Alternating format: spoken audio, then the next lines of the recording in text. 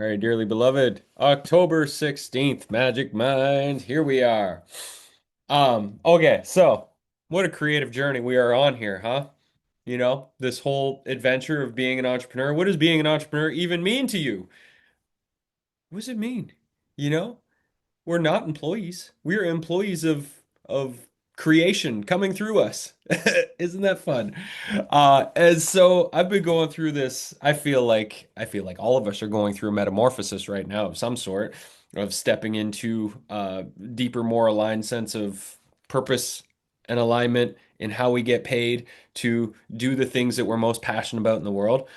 Um, and so in the process of alignment, I have been having to be really ruthless with energy leaks. Where is my energy leaking? Where am I giving my power away? Where am I letting my mind, my thoughts, and my focus wander? And so energy leaks is the theme of this. Where is your energy potentially leaking? And it could be obsessive checking of emails and social media posts, etc. For me, I am trying to keep this thing locked in my studio in my after hours out of my house so I don't obsessively check anymore. I'm buying a new alarm clock, which I'm very excited about. So my phone just lives in the studio and my alarm clock will just go ting when it's time to wake up in the morning. So I don't have to use a phone as an alarm clock. So it's nowhere near me in the after hours. So that was one energy leak that's been going on for far too long, was just like looking at emails in the evening with no intention of responding to them. Stupid idea. Takes me away from family life and creative life and reading and all the things.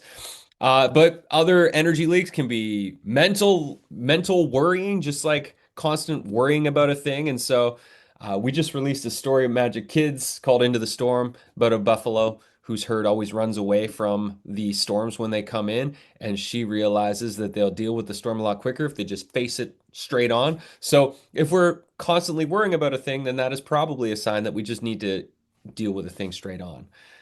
It could be energy vampires in our life, people that just drain our energy, but we keep giving them our attention and our focus instead of setting healthy boundaries. It could be unfinished business, a project that we promised ourselves we would complete, and it just keeps dragging on and on and on and on and on. And maybe we just need to claim the time necessary to just finish the damn thing in a day or in 2 days instead of little tiny specks of time that we give it.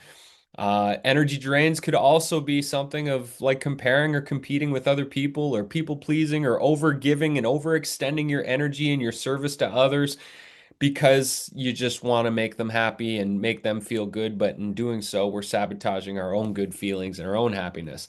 And energy drains could also be cycles of unexpressed truth, not saying what you actually mean and feel, and instead just bottling that up, in which case it lowers our life force and lowers our energy and it lowers our ability to do the things that we're really here to do. And so, what happens when we start to get rid of these energy leaks and we start to reclaim our power and our presence and our focus and our own energy space in a sovereign way inside of our body? As we get more clarity, we have more presence, and that presence actually deepens.